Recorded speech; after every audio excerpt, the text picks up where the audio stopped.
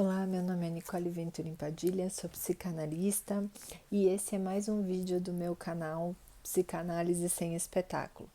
Esse é um canal dedicado então a vídeos onde eu tento estabelecer um diálogo entre a psicanálise, temas da clínica, do cotidiano e do social.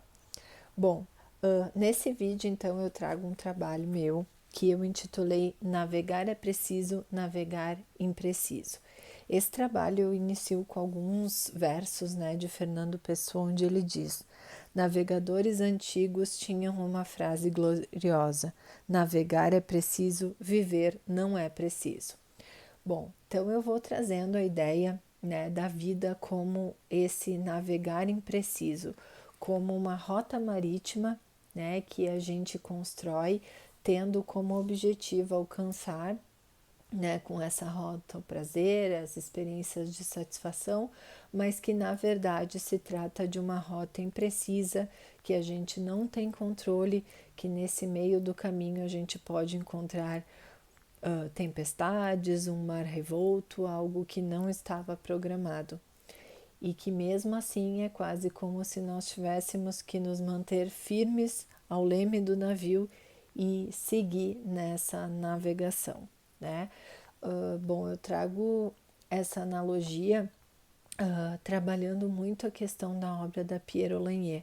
A Pierre Lanier, ela diz que o eu é alguém condenado a investir, ou seja, ela traz a ideia de que nós estaríamos sempre condenados a pensar e investir o nosso próprio corpo, o eu de um outro, né? E a realidade em si.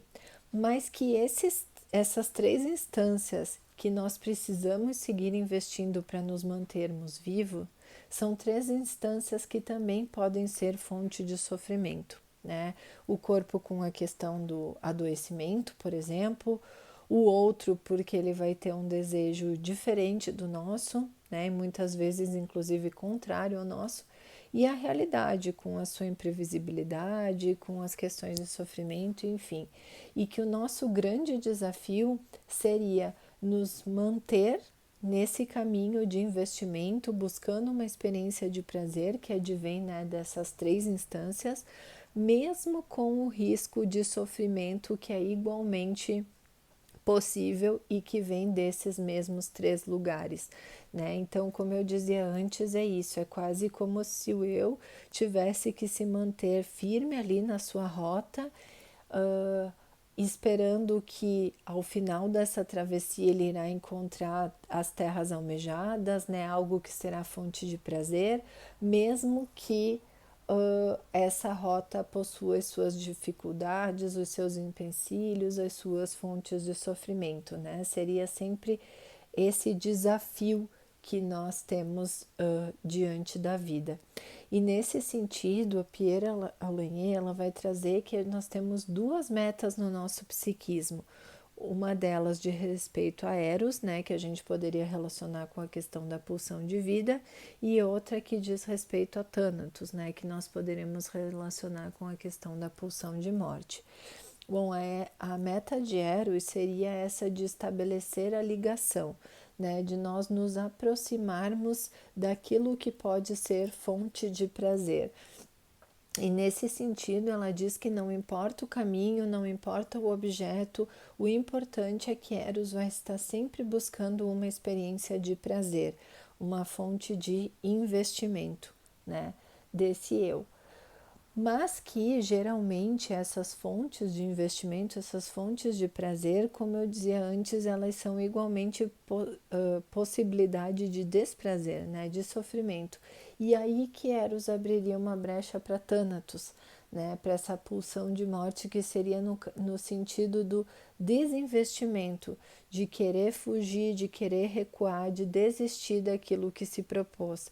Então, a gente pensando na vida, né, como essa rota marítima, é aquilo que muitas vezes a gente está ali almejando encontrar um prazer e que às vezes diante do sofrimento, dos empecilhos, das dificuldades, a gente tenderia a desinvestir, a desistir daquilo, a querer recuar, a querer voltar, é quase como se a gente quisesse abandonar a viagem e retornar, né? E que o nosso grande desafio é justamente se manter naquilo, apesar desse risco de desinvestimento.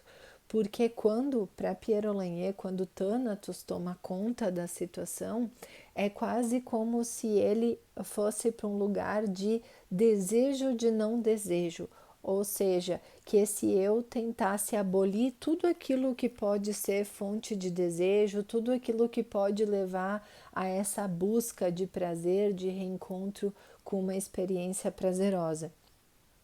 E aí, nesse sentido, diferentemente do recalcamento, por exemplo, onde a gente tem essa repetição, essa busca de reencontrar aquele objeto de satisfação, que a gente tem um sentimento de nostalgia, de falta, ali o que sobraria, se Thanatos toma conta, seria a questão do vazio, de um buraco, como se nada tivesse existido ali. E isso que a gente pode pensar, por exemplo, nas patologias que a gente trabalha muito hoje, né, das patologias do vazio, das patologias ligadas a algo mais do somático, dos transtornos alimentares. É quase como se esse bebê lá no início da sua vida tivesse tido a esperança de reencontrar uma experiência de satisfação, de algo que trouxesse prazer, e o que ele encontrou foi muito sofrimento, ou por uma ausência, né, de alguém que lhe proporcionasse essas experiências, ou talvez por um excesso até de presença, e isso faz com que esse bebê refute qualquer coisa que poderia levá-lo a querer de novo experienciar isso, a se aproximar de uma nova experiência. E aí nesse lugar fica um vazio que tenta sempre ser preenchido, porque é quase como se nada tivesse existido ali.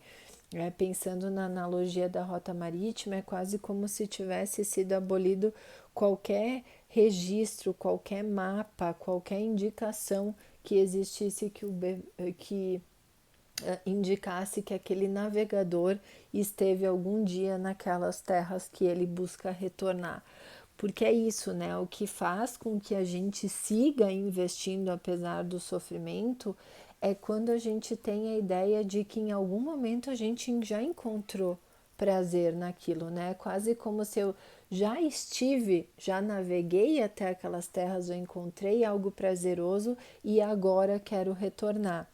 Então, apesar da tempestade, das intempéries, é quase como se eu me mantivesse firme, assim, pela esperança de encontrar algo bom ali, porque eu já estive naquele lugar antes. Mas como que fica quando esse registro ele é ausente, né? Quando não teve essa experiência de prazer, ou quando existe uma dúvida se vai encontrar aquilo, né? Porque às vezes essas relações iniciais que aquele sujeito, né, aquele bebê estabelece com o mundo, é quase como se ele não tivesse esses primeiros investimentos, como se ele não tivesse pessoas que cuidaram dele, uma figura materna, né, que a Piera chama de porta-voz, que falou a esse bebê, que projetou sobre ele o seu desejo, que inscreveu esse bebê no próprio desejo. É quase como se o bebê tentasse encontrar essa experiência de prazer inaugural, né, do psiquismo, que é esse encontro onde ele sente a sua necessidade corporal atingida, né, atendida, mas também toda uma experiência de prazer que está para além da necessidade corporal.